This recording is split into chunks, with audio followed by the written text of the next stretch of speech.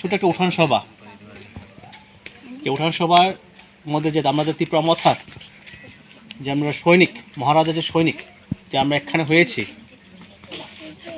এবং এই সভার যে সভাপতি ইবিসি মনিটরিং কমিটির চেয়ারম্যান বাবু উপস্থিত আছেন। এখানে উপস্থিত আছেন আমাদের জোনাল চেয়ারম্যান পিরমনি বাবু, তথা তিনি তীব্রমথা ব্লক প্রেসিডেন্ট 47 আম্বাসা।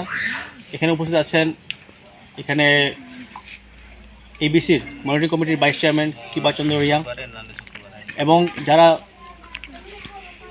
ব্লকের সদস্যরা ওয়াইটিএফ বলুন, তীব্রমথা বলুন, সকলকে আমরা ধন্যবাদ জানাই যে আপনারা এখানে এসেছেন। আমাদের এই যে ছোট্ট একটা মহান উদ্যোগ, এই মহান কাজে সহযোগিতা করার জন্য আমি অসংখ্য ধন্যবাদ জানাই। প্রথমত আমি বলতে চাই,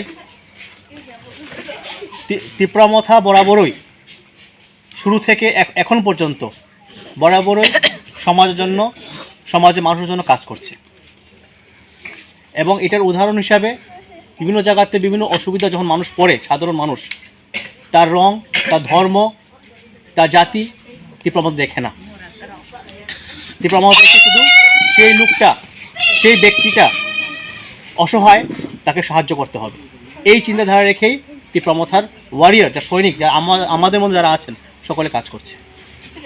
সেই উদ্যোগে আজকে একটা যতটুকু সম্ভব নিজের ক্ষমতা, সীমিত ক্ষমতার মধ্যেও থেকেও আজকে যে শীতের মরশুম আসছে সেটাকে লক্ষ্য রেখে একদম দুস্থ পরিবারদের কাছে মধ্যে কম্বল বিতরণ দেওয়া হচ্ছে।